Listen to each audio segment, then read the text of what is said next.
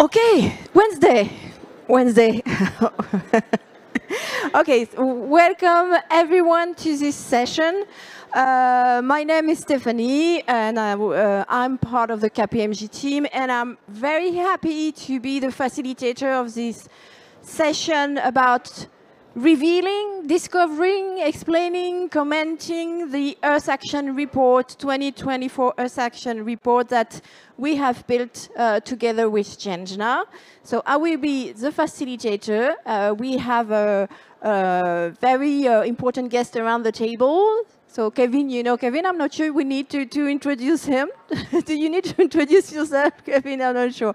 So founder of ChangeNOW. So Jérémy Josse is a partner at KPMG France and is co-head of the ESG Center of Excellence, which is the co-founder of Better Soul for a Better World, and Sandrine Sommer, which is CSR director at Moet and NSC. That's right? Okay.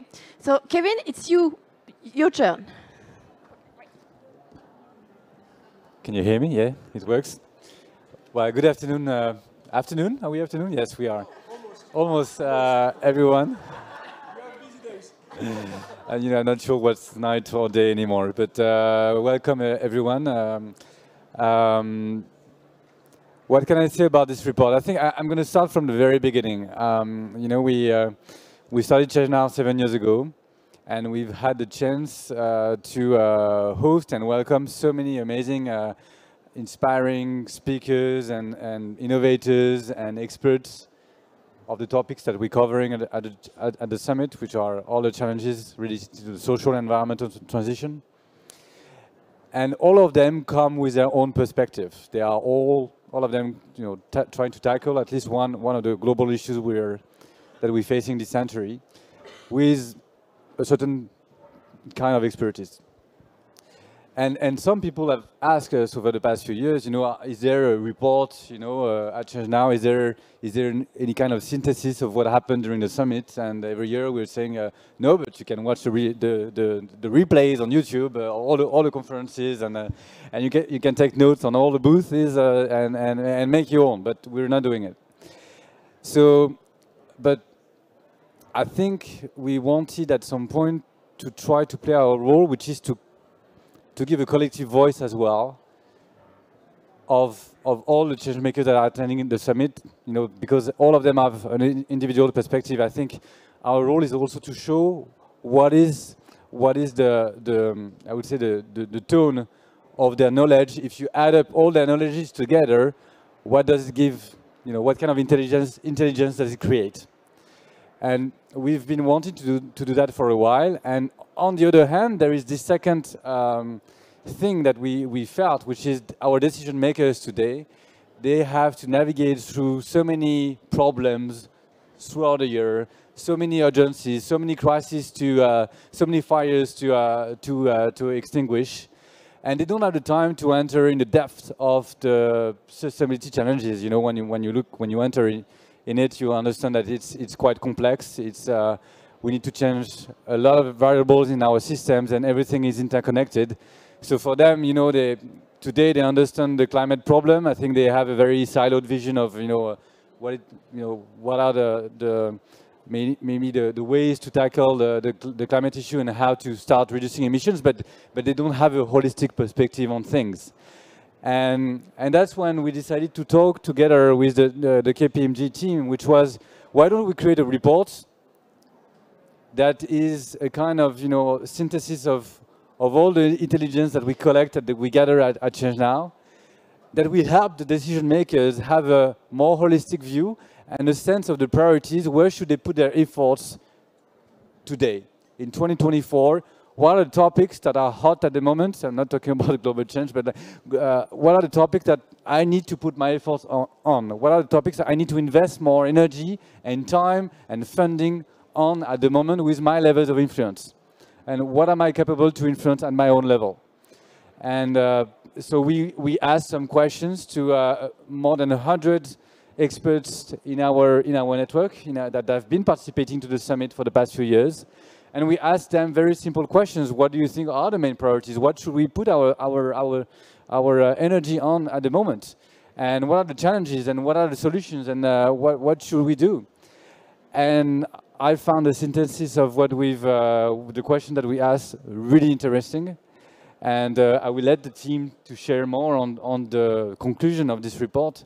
But the idea is the first time we're doing it. But I think that in the future, it will be also really interesting to see how those priorities evolve in time. Because what we're sharing today may not be the same than what we share next year, or in 2 years, or in 4 years.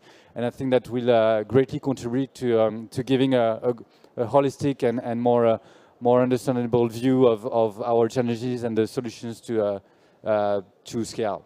So yeah, that's what I wanted to share with you this morning. Jeremy. No, thanks for this introduction, Kevin. And maybe one additional word, if I may.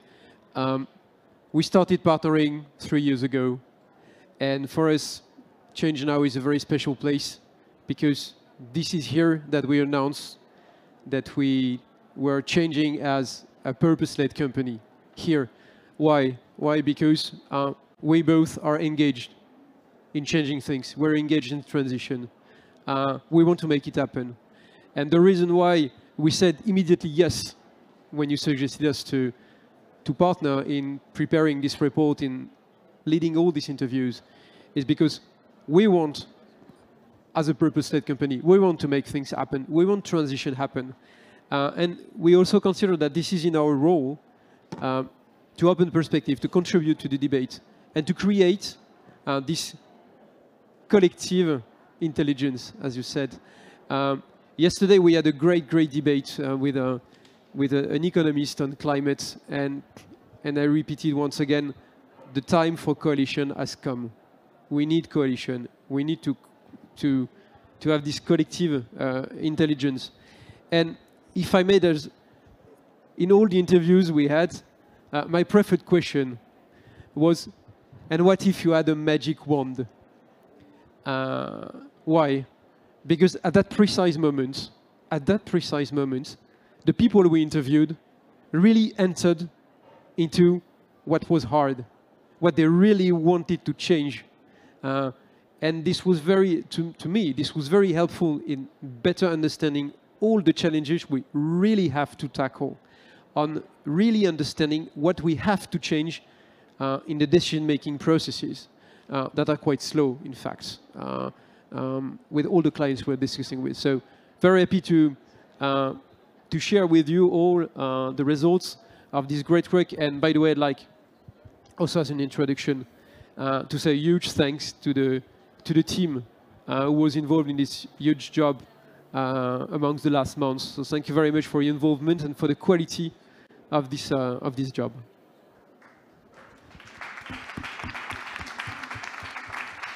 They are on the front row. Okay. And the back. And at the back. And back, yeah.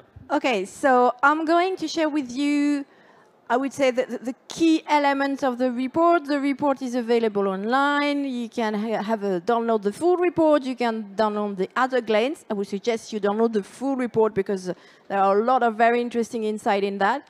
So Kevin has said it already in terms of methodology, and I will not be too long. It's over 100 contributors, C-level, sustainability leaders, decision makers.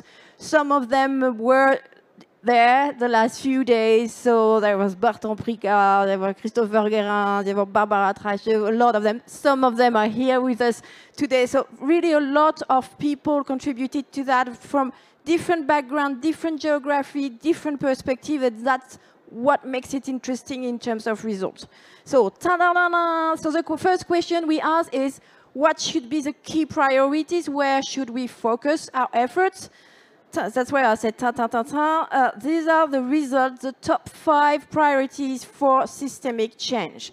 So the first key learning is that it's biodiversity first. So closely followed by energy transition for sure, but still biodiversity first. The two of them, the two first, it's 43% of all contributors. So 43% said biodiversity and energy transition, this is the first priority. When you look at the top 5, it's 74%. 74% of the respondents said these are the top 5, okay? So that's a big number. And the second thing they say very quickly after that, and they're all interconnected. So we cannot separate them, in fact. So yes, we had to rank. You asked us to rank, but it's all interconnected, so it was a hard choice. So that's the first point. The second key learning as well, you see those red, green, orange bar on the right side. It's the maturity level. We asked them, how mature do we think we are on those topics? Basically, we will not go to the, if we were students, we will not pass the test, okay? Because it's not more, the best is 2.5 and the worst is 1.6. So basically, we are not very mature on those topics and on really not all of them, okay? So that's the first key learnings on those elements, what were the priorities.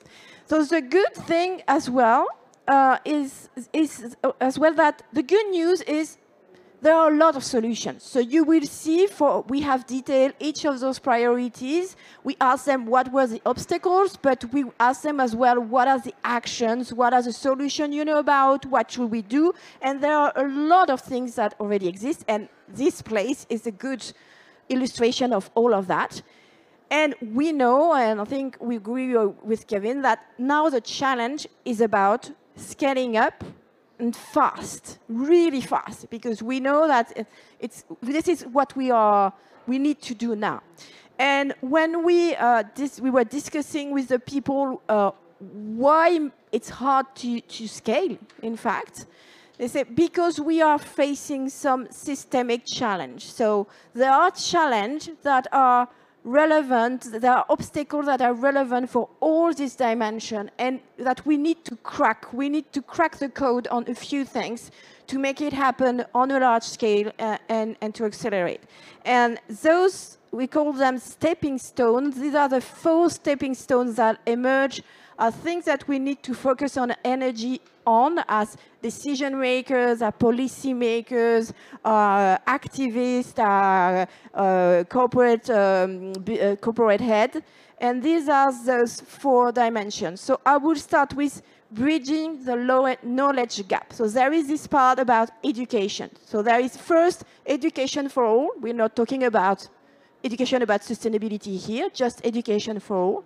Then we need to shape the leaders around sustainability. So all of us here, we might know a bit about sustainability, but we need to go outside and make sure that a lot of other people know about sustainability and are able to integrate that into their decision making. And the 4th dimension is as well, we need to be able to tell positive story. We need to be able to craft desirable future about that. So there is a very interesting quote. I think it was for you saying we should not live around fear. We need to be able to craft those desirable features to be inspired by that. So that's the 1st dimension. The 2nd dimension is about strengthening the framework. So we're talking here about regulation. So there is this dimension that regulation is a force for change when used in the right direction. So there is this dimension about designing policies around the donut economic principles and using a good mix of dissuasive and incitative policies, both of them. One of our contributors said we no longer have time to use only incentive. Now we need to use both the carrot and the stick on this case. 3rd dimension is about reforming global governance. So we're talking here about global cooperation. We're talking about democracies and how we should strengthen democracy, citizen participation, and this dimension. And the 3rd dimension about governance is about corporate governance and how we can help shift corporate governance towards sustainability, sustainable performance, both short-term and long-term. So there is a huge work around that, and there were several talks and several actions during those 3 days about that. And the last one, which is maybe the most challenging, is redefining value. What does value mean? And we are talking about sobriety, we are talking about financial incentive, and we are talking about we should reinvent a growth definition. So a good way forward and a lot of very inspiring subject to have a platform for work for a lot of decision makers and for people working around that. Okay, so now I have a question for you, ladies. So, oops, I'm going to switch here. So, Avade, Sandrine, thank you very much. Maybe the first question for both of you. So, biodiversity first. How does it feel? Well, this is the point, because biodiversity is the fundament of life. Why? There's a connection between biodiversity and climate. Every creature, every animal, if it's human, if it's tiger, if it's lion, is partly out of carbon. Our body is 18% out of carbon. So when I burn, this carbon is going into the atmosphere.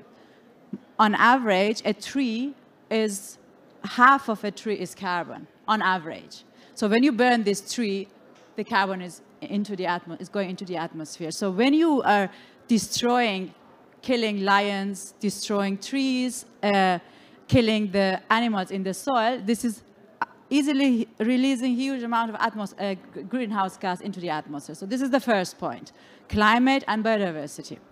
Their role in food system. Take an example of a bee. So thousands of millions of trees, our fruit production, our vegetable production, and so on, are pollinated by bees. So if you're destroying the bee population, you have to do every work of a bee per hand. There is a small village in China, and they have to go with hand and pollinate each tree, each by each, per hand. So imagine our world population, 10 billion, soon. How would you go and produce food per hand for 10 billion people? It's not the case.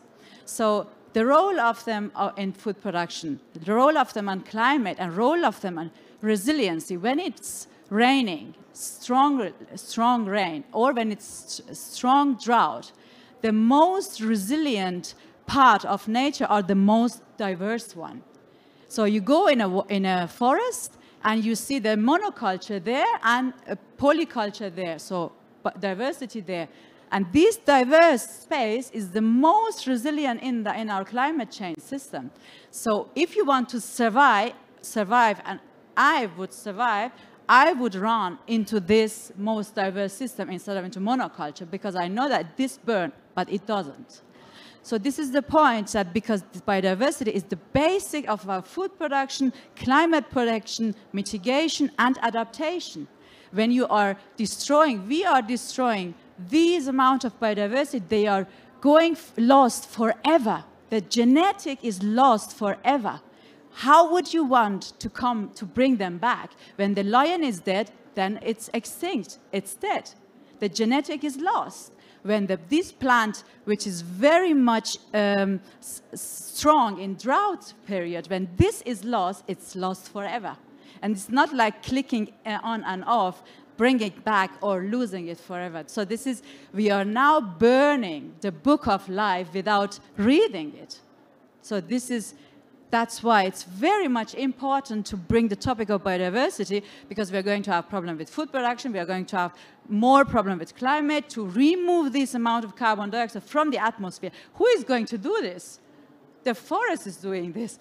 The lion is doing this by creating babies. Or the giraffe is doing this by creating babies. Elephants, these are the heroes of change.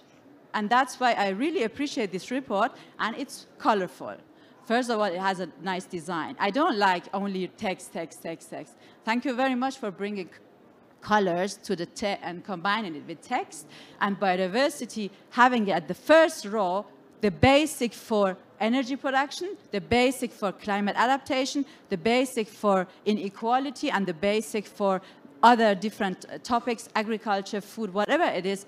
This is the most important thing, what we are now heading towards, losing it or saving it. This is our choice. Thank you. Fully agree, of course, that biodiversity is key for everything. Hugo Clément yesterday reminded us that biodiversity, we are part of biodiversity for sure, exactly what you explained. So very important, and you know, for Moet & Cie, so the wine and spirit activity from LVMH, of course, biodiversity is key. We would like to be sure that nature is coming back within our vineyard. So very, very important to push this type of subject. And fully agree with you, bee, we absolutely need bees. You know, I'm a bee lover for a long time. So for sure, we need bees. We need ships, for example, for eco-grazing in our vineyard. We need trees. We need edges, for sure. And we have... I see Stéphane Allaire from Reforest Action. So for sure, forest, regenerate forest everywhere is very important, you know, and biodiversity, what is really important, and I'm super happy that it becomes the first priority, because for a long time we are convinced that it has to be the first priority, even if the top 5 are very important. But biodiversity is, you have something very positive within biodiversity, because in fact when you plant one tree or some edges, you can see the result very rapidly. So the biodiversity, you have optimism with biodiversity. Sometimes with climate, you know, not so easy, but with biodiversity, you add something. And for example, again, if we are considering our vineyard, when you add biodiversity, you change the landscape. And you know, it's very important as well to change the landscape, because if you change the landscape, you change as well the social perception for the agriculture, the social perception for farmers, for wine growers, and everything are linked to Yoko. But again, push biodiversity, and this topic becomes at the top priority for everybody. It will change a lot of things, and very rapidly, because again, you know, it's very a positive subtopic, a glamour topic again, and we are all dependent on biodiversity. So fully agree with you on what you are saying, and fully agree as well always to gather, you know, people and planet. And within biodiversity, because we are part of biodiversity, you have the human and the social part directly inside this subject. Great. That's something as well I forgot to tell you about the report, which is we talk about biodiversity, energy transition, there was water, there was adaptation to climate change, and maybe I went too quickly, but there was social inequality, and something that pops out a lot as well from the contributors, and that those are really interconnected, and we cannot address those environmental challenges without addressing those social challenges, those geopolitical challenges. So this is really something that we need to address as a whole. I have another question, which is, so we were talking about solution to transition for agriculture and soil, and we were talking, okay, what are they and how do we scale up? Because we are still in this, we're looking for speed and impact. So how do we do that? So our food production is at the moment not a cycle. So we produce, and we produce on one side food, on the other side trash. And by production, the first role is soil, because 95% of our food comes from soil. So the first point, producing food on soil, when you do something there, at the first point, then you're changing the whole chain. It doesn't matter if it's increasing soil health, or if it's planting trees on soil, if it's agroforestry, if it's compost, if it's biochar. Just change it at the first step. And that's why we, as company, that's why the company is called Better Soil, increase soil health. And our core business is increasing soil health to start changing at the first point. So this first point can affect other part in the supply chain. And when you work with soil, there's many amazing things about soil. The first point is that soil, many of you knows it at the moment. The first point is soil is the largest, second largest carbon reservoir on Earth. So it contains huge amount of carbon. If you treat it well, and if you be a friend to the soil, it removes carbon from the atmosphere and put it in the soil, and it's your climate friend.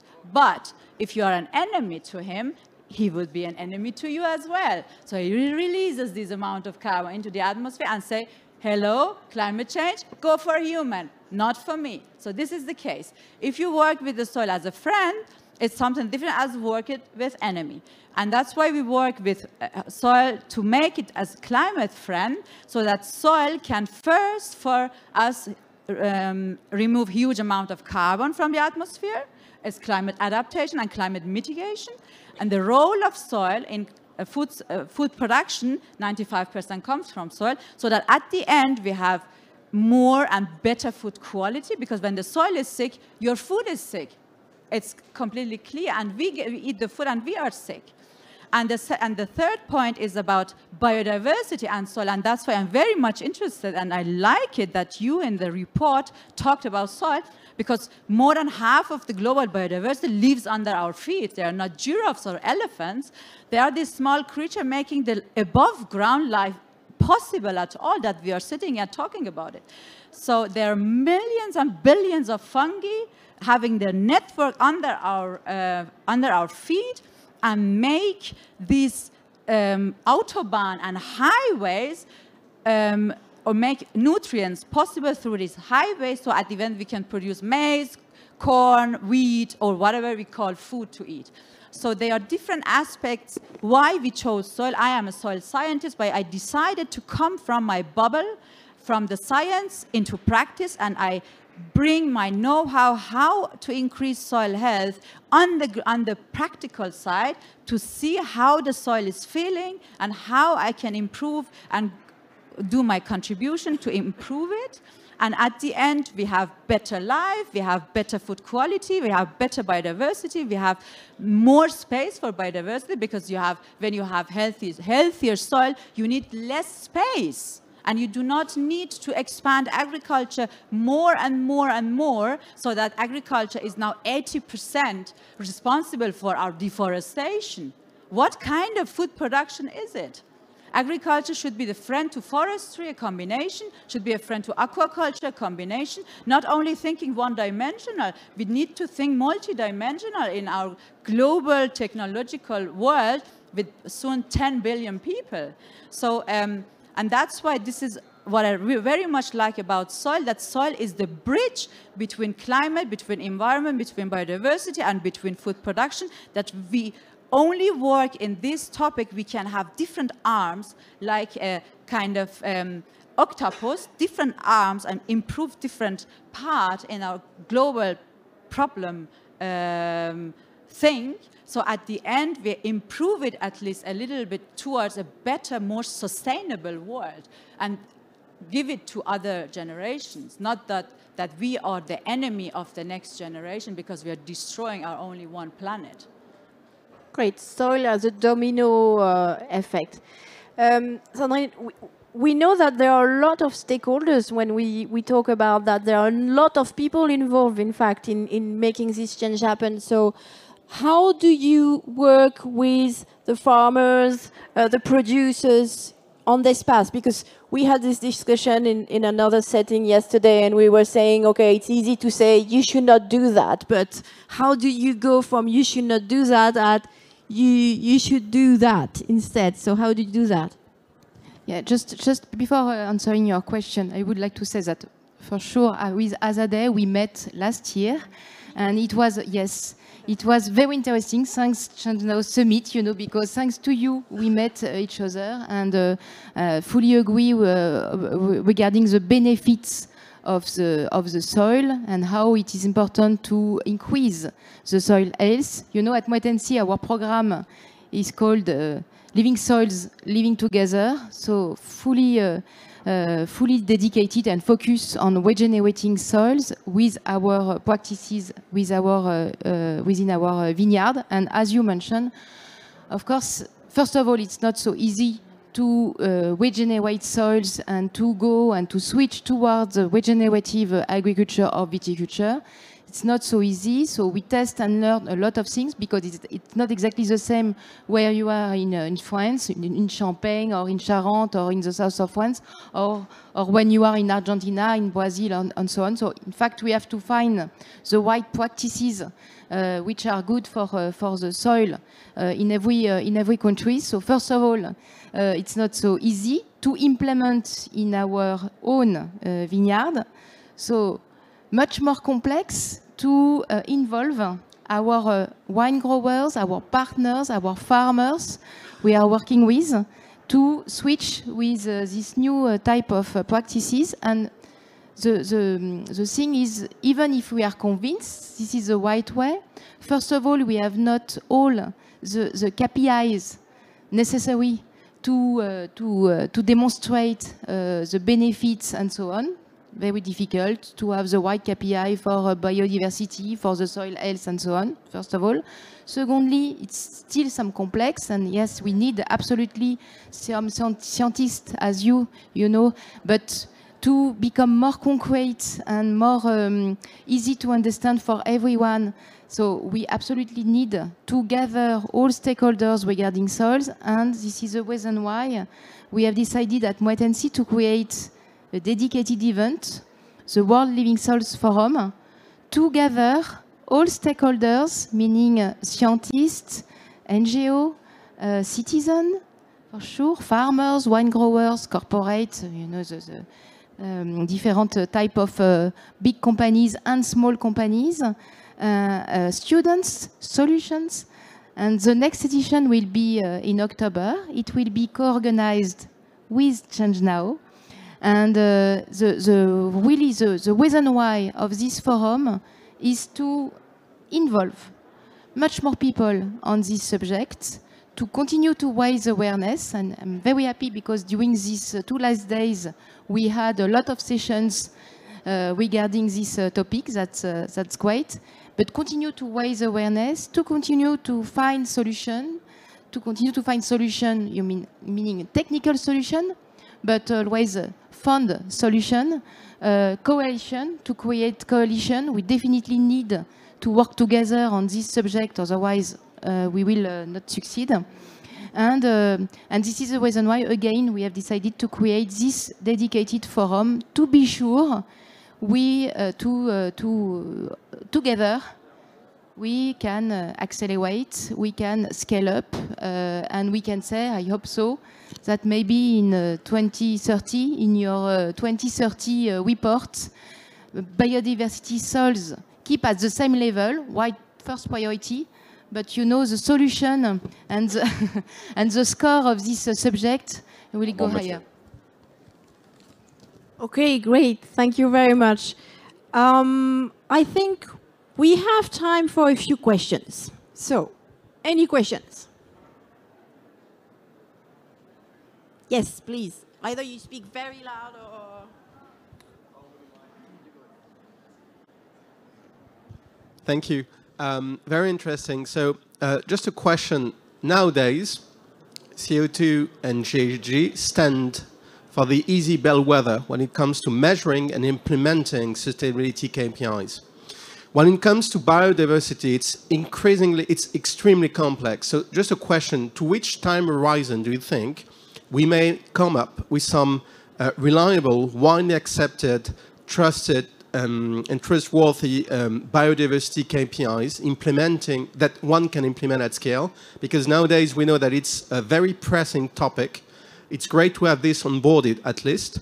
CO2 was perhaps just, I mean, it could never be about CO2 or one metric alone. So nowadays, we have a growing number of impact measures which are clearly being tracked. It's a very good thing. But then about the difficulty of having some, again, biodiversity KPIs reachable and accepted and used at scale. So my question is, when do you think it's something likely to come up in 5 years, 10 years horizon? Thank you.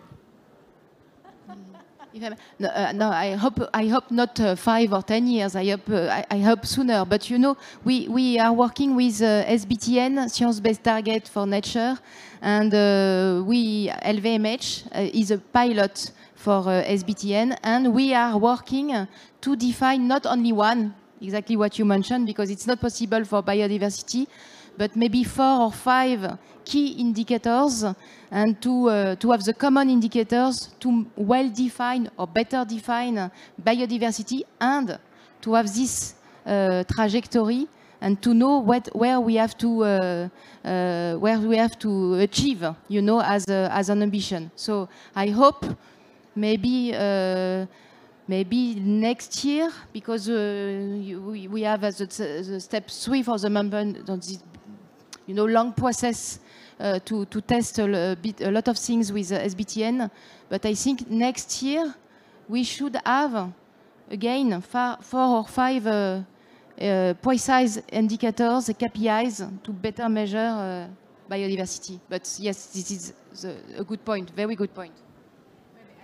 Maybe I can add to what, or if I understood your question properly, we have a booth here, and it's very interesting. We have different people, different visitors come and talk to us.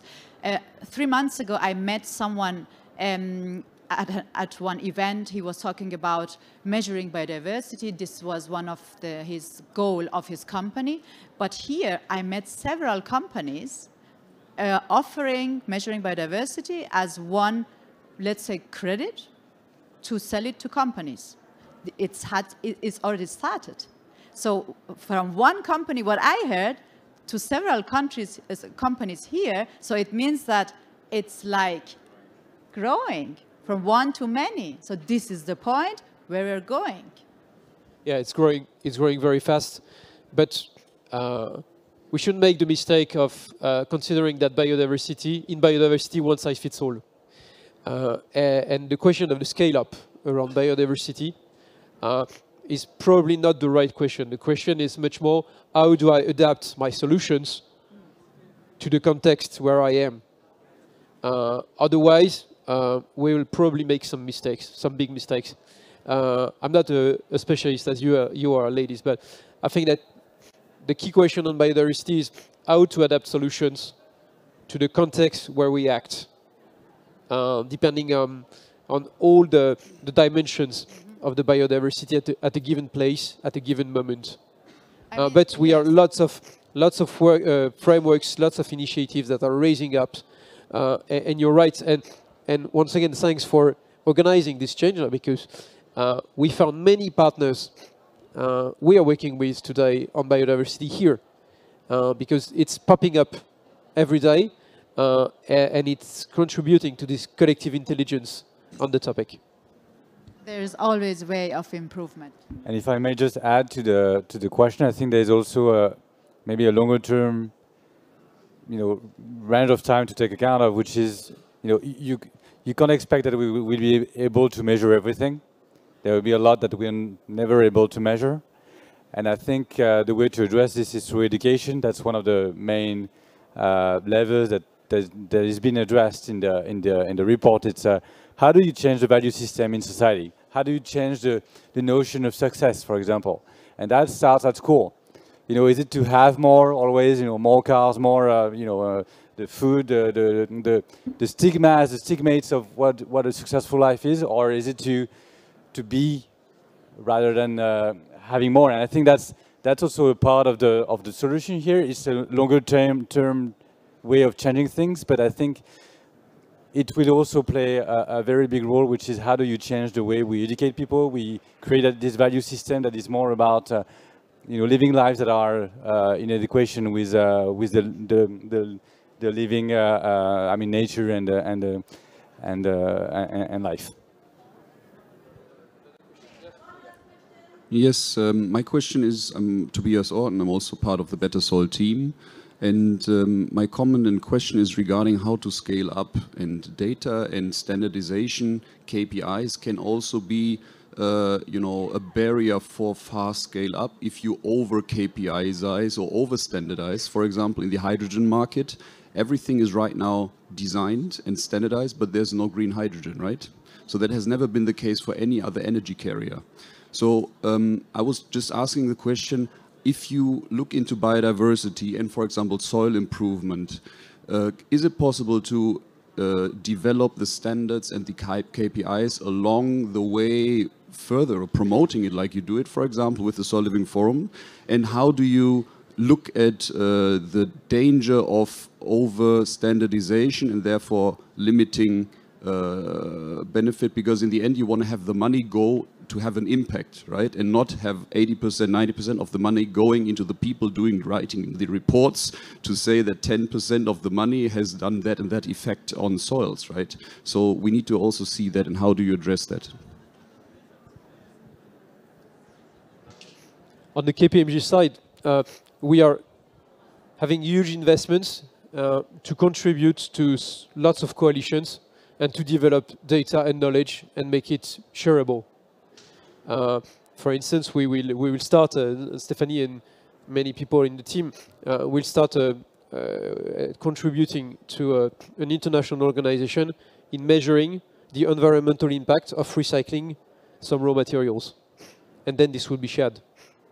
So we will progress and make sure that people are acting instead of reporting if we make science, and if we make data, if we make knowledge progress, and we share it to make it actionable very fastly.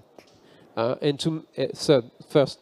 Second is that I think that digital is probably one of the key. So today, when I look at ESG reporting at large, the main ERP is Excel sheet. This is long. This is not reliable, and this is painful.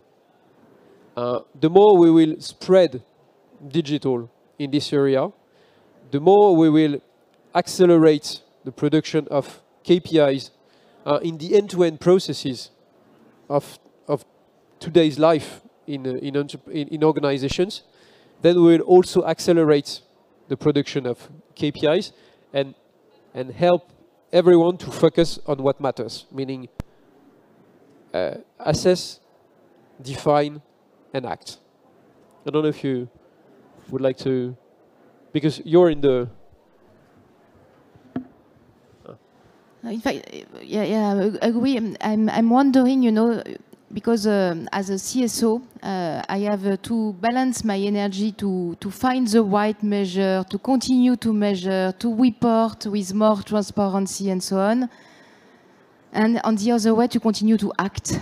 Because in fact, this is what the action, you know, is a key, and we will transform everything if we can measure and with a common, some common goal, scientific goal, and harmonized goal, and not so many, because for the moment we have so many type of. So we have to work on this part, and on the other part, continue, you know, to act locally, to find some solution, and to be sure, you know, to transform in reality in the field for Moët & Cie. All the things. And if I may, I have one question, in fact, for you, because yesterday, you know, Hugo Clément mentioned, and he was totally right, he mentioned that we always talk about our community, our big community. And at ChangeNOW, honestly, for me, it's my vitamin. You know, this summit, it's my vitamin. I absolutely need that, because you met great people, inspiring people, and you have really the impression everything is possible. How we can maybe implement this report? How you can? What's the plan? Outside the ChangeNOW community, the ChangeNOW family, you know, I remember we mentioned Davos, for example.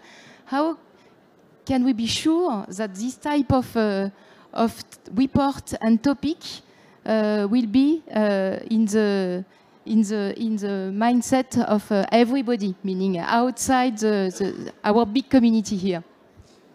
Well, thanks for the question. That was my conclusion, actually. So, I mean, I gave this report since Monday to all the decision makers that I've seen, and you know, what's really interesting is that when we started ChangeNOW, it was really all about gathering the change makers, the people that are acting on, you know, on a daily basis to find solutions to the greatest challenges of the world. But this year and the past few years, we've put a lot more work on getting the people for whom this is not an everyday topic. So a lot of investors who are not impact investors, a lot of decision makers, you know, not just the CSR. I mean, this is not an event for you. I don't need to convince you. I'm your greatest friend, but I'm here to convince the CFOs you're working with. I'm here to convince the CEOs, the board members. We've launched a program yesterday for board members. We had 150 people, huge success. We're here also to bring, you know, athletes, influencers, youth, and everyone needs to be on deck. And my intention, my plan with this report is to go and give it to all the decision makers that we see and we meet with, you know, political leaders, economic leaders, and to tell them, listen, this is 40 pages. You got the abstract is 2 pages. Just read this. Just read this and share it with your teams. And I'm very hopeful that this will, you know, get some. It will make click, you know, maybe a few things, and then, you know, by the time this report gets more known, like the global risk report for the WEF, you know, I mean, everybody knows the global risk report, but we talk about risk here. We want to talk about the solutions and the priorities. And I think in the years to come, this report is bound to become something that people look at a reference. That's the plan, and I'm also counting on you to let people know about it and share. And this summer we're gonna prepare the version number 2, and it's not 100 people that we want to ask questions to. It's 500. Maybe with your help, if you have like some people, Sébastien, and more people like that, we would like to also interview to get, you know, even more holistic grasp of their knowledge. So that's the plan. And I think that beyond what you said, it would be great if this report first can help in seeing the trends in the next year. So monitoring the trends, monitoring the maturity, and if I have my magic wand, I would find very great also to measure how all the people that are collectively mobilized around ChangeNOW in this community really create change. I mean, what would be our KPIs, our ChangeNOW partners, to monitor that things are progressing? Because yesterday one of my daughter was sick, and I said to her, please read it. One of my teenager, please read it. I said, she said, yeah, that's interesting, but it's words. What about actions? These are solutions in the report, and the question is, how do we implement the solutions? And I think that this would be very interesting if at least we could also measure the implementation, how it spreads in the community. And if I may give one very interesting KPI, I was amazed by the number of my audit partners who spread the report all across their clients, CFOs, risk directors, board members, audit committee members. They really find it interesting, and they spread it immediately. And it was the same in all our businesses. We are a large business. It was the same in advisory. It was the same in tax and legal. This was the same in accounting. So I think this is a good KPI. How spread these documents outside the ESG community. I mean, people don't change their views on things just because of a report, but it creates a context for people. You know, it's a tool. It's a tool that you can use to show how, you know, I mean, we've talked a lot about biodiversity, but like also for professionals that are working on challenges around social issues, social inequality, water, it's a tool that they can use as well to create some context and say, hey, look, we talk about that in this report. It shows this is an important problem that we need to put our efforts on. So I think we're not going to solve all the problems with just one report, for sure. But it's a tool. It has to be seen as a tool that creates context and lever to the sustainability professionals that are actually working on those topics. Okay, thank you very much, all of you, for this, and thank you for participating both to the report and for this talk. Thank you for your participation.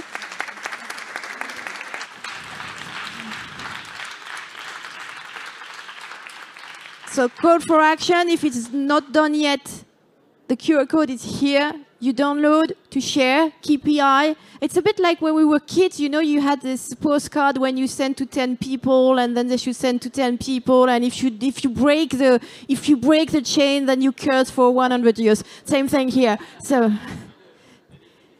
a physical one, if you need a physical one, we'll be happy to share it at the Impact Lounge. There's a few here. And a few years as well. Thank you, Gabriel. Okay, thank you so much, everyone. Thanks so much. Thank you. Bye.